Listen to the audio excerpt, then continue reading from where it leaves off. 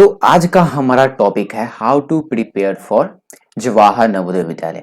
मतलब कि जवाहर नवोदय विद्यालय की तैयारी कैसे करें। तो इस वीडियो में हम बात करेंगे कि किस तरह आप जवाहर नवोदय विद्यालय की तैयारी कर सकते हैं और ऐसी तैयारी जिस तैयारी से आप जवाहर नवोदय विद्यालय क्लास 6 का एंट्रेंस एग्जाम अब बहुत ही ज्यादा आसानी तरीके से पास कर सके। तो मैं आपको बता दूं कि इस वीडियो में मैं क्या करूंगा, आपको 5 स्टेप बताऊंगा। अगर आप ये 5 स्टेप फॉलो करते हैं तो मैं 100% श्योर हूं, मैं 100% गारंटी देता हूं कि आप जो है वो जवाहर नवोदय विद्यालय के एग्जाम को क्रैक कर सकते हैं। तो ये जो 5 पॉइंट मैं आपको बताने जा रहा हूं, इस 5 पॉइंट को आपको बहुत ही ध्यान से देखना है, बहुत ही ध्यान से सुनना है। अगर ये 5 पॉइंट आपको समझ में आ गया तो आप बहुत ही ज्यादा आसानी तरीका से क्या कर सकते हैं, जवाहर नवोदय विद्यालय का एंट्रेंस एग्जाम को आप क्रैक कर सकते हैं, आपका सिलेक्शन हो जाएगा। तो सबसे पहला पॉइंट में मैं आपको क्या बताने जा रहा हूं वो बता देता हूं। तो सबसे पहला जो है वो हमारा एग्जाम सिलेबस एंड पैटर्न। तो किसी भी एग्जाम का तैयारी करने से पहले, चाहे वो नवोदय का एग्जाम हो, चाहे सैनिक स्कूल का इंट्रेंस एग्जाम हो, चाहे सीएचएस का एंट्रेंस एग्जाम हो, सबसे पहले आपको क्या मालूम होना चाहिए, उस एग्जाम का आपको सिलेबस मालूम होना चाहिए और साथ ही साथ पैटर्न आपको मालूम होना चाहिए।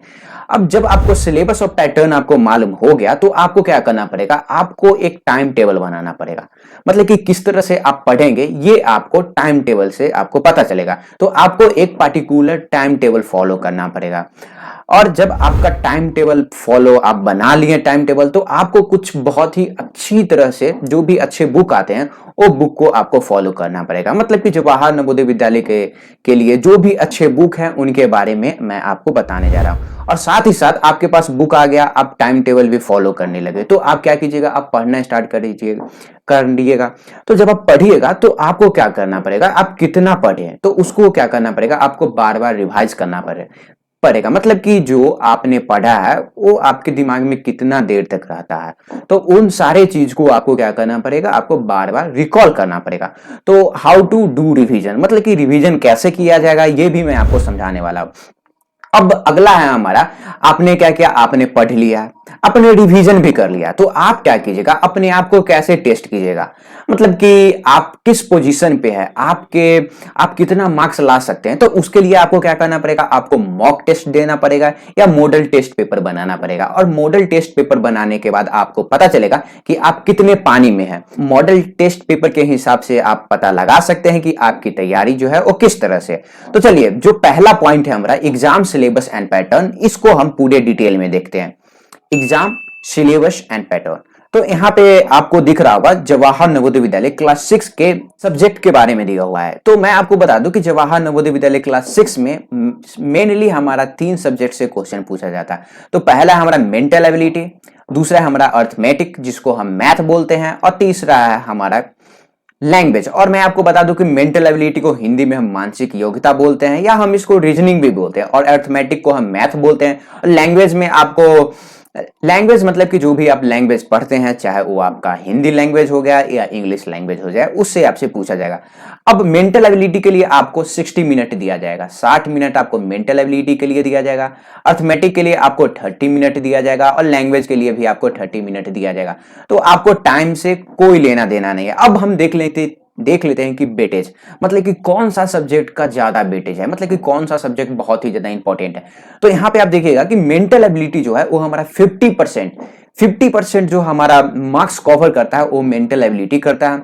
और दूसरा है हमारा अर्थमेटिक्स और लैंग्वेज जो है वो हमारा 25%, और ये भी हमारा 25% करता है। मतलब कि 50% जो है वो हमारा क्या करता है, वो हमारा मेंटल एबिलिटी, और 25 जो है वो हमारा अर्थमेटिक्स, और फिर हमारा लैंग्वेज भी जो है वो 25%। अब मैं आपको थोड़ा सा एक चीज बता देता हूं, मेंटल एबिलिटी जो है वो बहुत ही ज्यादा इजी है, तो आप इसको बहुत ही ज्यादा आसानी तरीके से कवर कर सकते हैं। अर्थमेटिक्स जो है वो मीडियम है, और साथ ही साथ लैंग्वेज भी जो है वो बहुत ही ज्यादा इजी है। अब हम जान लेते हैं कि ये जो सारे सब्जेक्ट है, 3 सब्जेक्ट में है, तो उनके कितने कितने मार्क्स होते हैं। तो आपको ये बहुत ही ज्यादा ध्यान से आपको देखना है। तो देखिए, मेंटल एबिलिटी में आपको नंबर ऑफ क्वेश्चन कितने मिलेगा, 40 क्वेश्चन मिलेगा, और ये जो 40 क्वेश्चन होते हैं वो आपके 50 मार्क्स के होंगे। अर्थमेटिक्स जो होते हैं वो आपके 20 क्वेश्चन रहेंगे और इनके जो मार्क्स होंगे 25।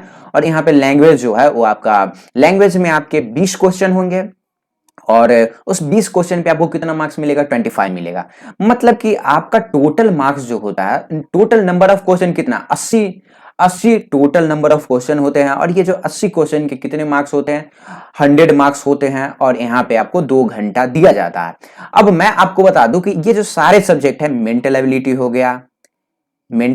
गया, अर्थमेटिक्स हो गया और लैंग्वेज, इन तीनों को किस तरह से पढ़ना है वो इसके लिए मैं आपको एक सेपरेट वीडियो बना दूंगा और उस पे मैं आपको समझा दूंगा उसमें कि किस तरह से हम ये पार्टिकुलर सब्जेक्ट का तैयारी कर सकते हैं।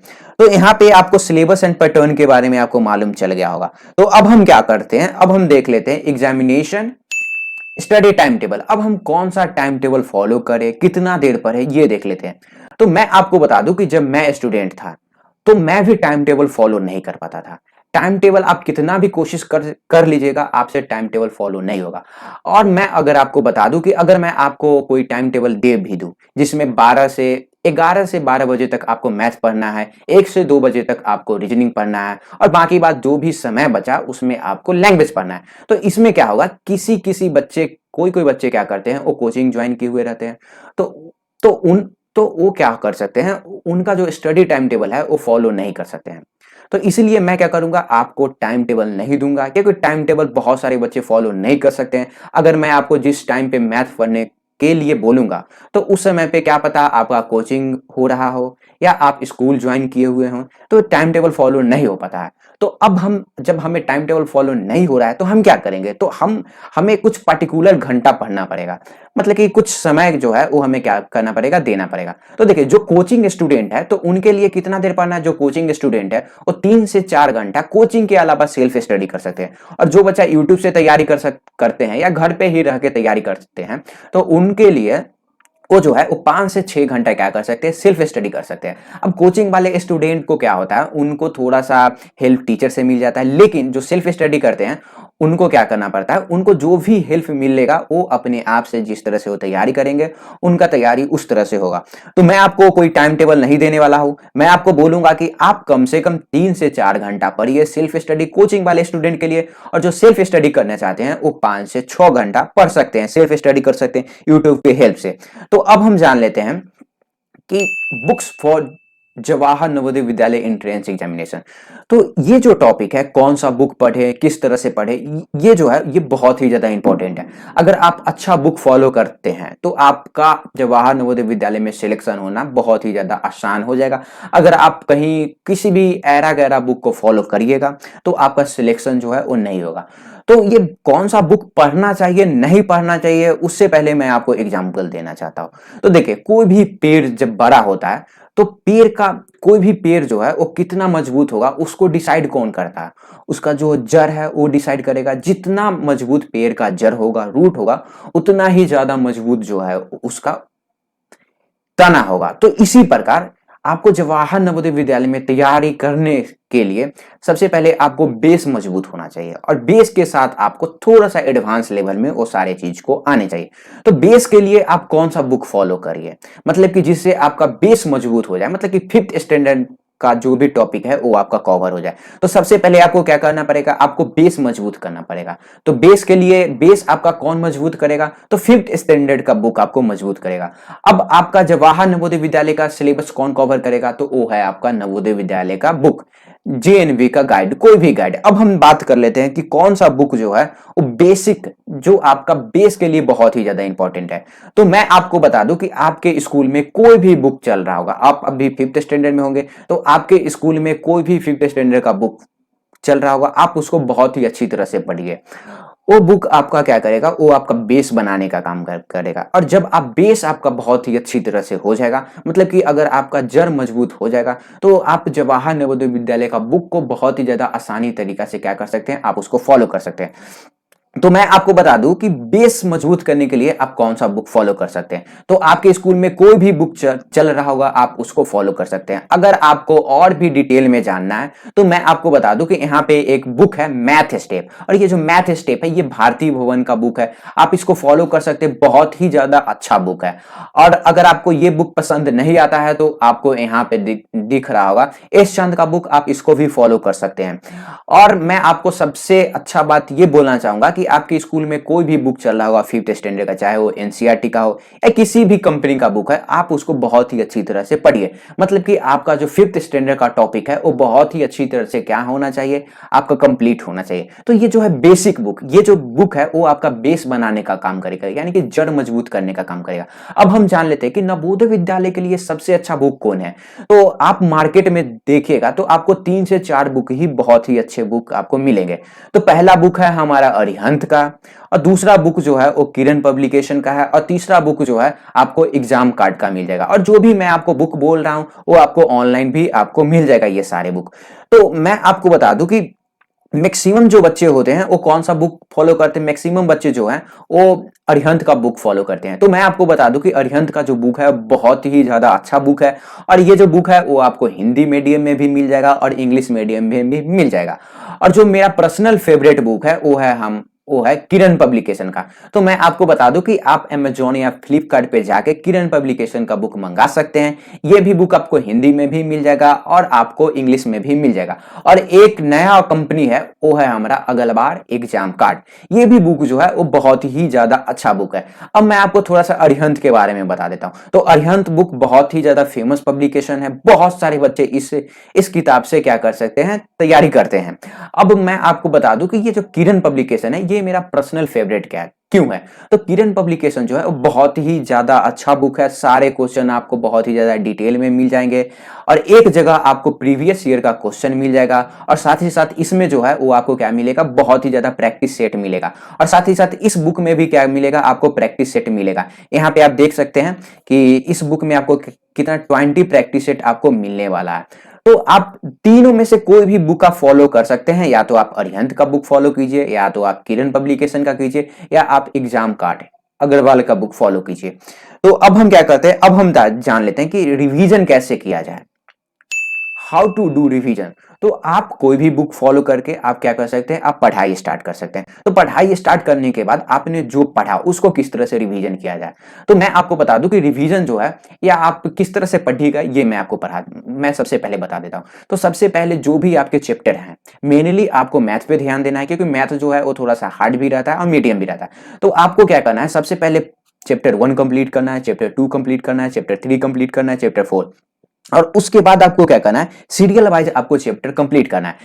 क्योंकि एक चैप्टर जो है हमारा वो एक चैप्टर दूसरे चैप्टर से रिलेटेड है, मतलब कि पहला चैप्टर जो है वो दूसरे चैप्टर से रिलेटेड है, और दूसरा चैप्टर जो है वो तीसरा चैप्टर से रिलेटेड है। अगर आप चाहिएगा कि हम क्या करें, पहला चैप्टर से जंप करके हम 7वां चैप्टर पे चले जाएं, तो आपका क्या होगा, आपको कुछ समझ में नहीं आ जाएगा। सबसे पहले आपको चैप्टर 1 कंप्लीट कीजिए। जैसे मैं यहाँ पे आपको क्या दिख रहा होगा, संख्या और संख्या पद्धति, यानी कि नंबर एंड नंबर सिस्टम, जिसको और दूसरा जो चैप्टर है वो है हमारा फ्रैक्शन। तो जब आप फ्रैक्शन पढ़िएगा तो फ्रैक्शन से रिलेटेड आपको बहुत सारे चैप्टर देखने को मिलेंगे। जैसे मैं यहाँ पे देखिए, स्पीड, टाइम एंड डिस्टेंस आपको मिल जाएगा, फिर आपको सिंपल इंटरेस्ट, बहुत सारे चैप्टर जो है वो फ्रैक्शन से रिलेटेड है। तो जब आपका फ्रैक्शन अच्छा होगा तो आप क्या कर सकते हैं, ये बाकी का जो चैप्टर है आप उसको भी क्या कर सकते हैं, इसको आप कंप्लीट कर सकते हैं। तो आप रिवीजन कैसे कीजिएगा, तो आप रिवीजन भी सीरियल वाइज आपको करना है। कभी भी आप चैप्टर 1 के बाद आप चैप्टर 12 बनाने का कोशिश नहीं कीजिएगा, क्योंकि चैप्टर 1 जो है वो हमारे चैप्टर 2 से कनेक्टेड है, चैप्टर 2 जो है वो चैप्टर 3 से कनेक्टेड है। तो चलिए, ये तो मैं आपको बता दिया कि किस तरह से पढ़ना है और आपको रिवीजन कैसे करना है। तो अब हम जान लेते हैं कि mock test and model test. तो आपने जो पढ़ा है तो आप कितना क्वेश्चन को सॉल्व कर पा रहे हैं, मतलब कि आप कितने पानी में हैं, ये हमें कैसे पता चलेगा। तो इसके लिए आपको क्या करना पड़ेगा, आपको मॉक टेस्ट देना पड़ेगा या आपको मॉडल टेस्ट पेपर सॉल्व करना पड़ेगा। अब आप ये मॉक टेस्ट या मॉडल टेस्ट पेपर आप कैसे सॉल्व कीजिएगा, तो मैं आपको बता दूं कि आप स्पेशल बुक भी मंगवा सकते हैं, आपको अरिहंत का मिल जाएगा प्रैक्टिस सेट। अब ये प्रैक्टिस सेट क्या होता है, तो प्रैक्टिस सेट में जिस तरह से आपके एग्जाम में क्वेश्चन मिलते हैं उसी तरह आपको प्रैक्टिस टेस्ट में आपको क्या मिलेगा, क्वेश्चन मिलेगा।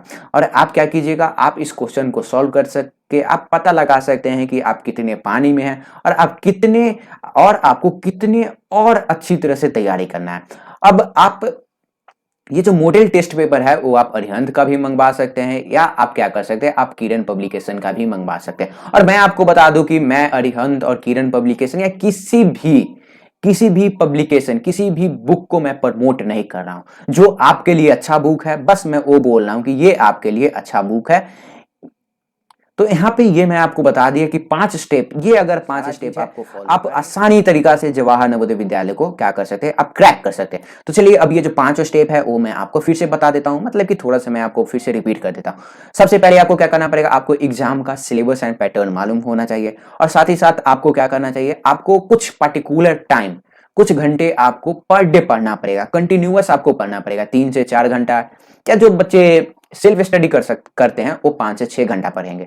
अब क्या है, आपको एक बहुत ही अच्छी बुक, बहुत ही अच्छा बुक आपको फॉलो करना पड़ेगा, और साथ ही साथ आपने जो पढ़ा है उसको बार बार रिवीजन करना पड़ेगा। और आपने जो रिवीजन कर रहे हैं, आप जो पढ़े हैं, तो आपको आपको अपने आप को चेक करना पड़ेगा। तो आप कैसे चेक कर सकते हैं, तो आप जो है वो मॉडल टेस्ट पेपर से अपने आप को टेस्ट कर सकते हैं कि आप जो है वो कितने पानी में। अगर आप ये 5 स्टेप फॉलो करते हैं तो मैं 100% श्योर हूं, मैं 100% गारंटी देता हूं कि आप जवाहर नवोदय विद्यालय में सिलेक्शन पा सकते हैं। धन्यवाद। जय हिंद, जय भारत।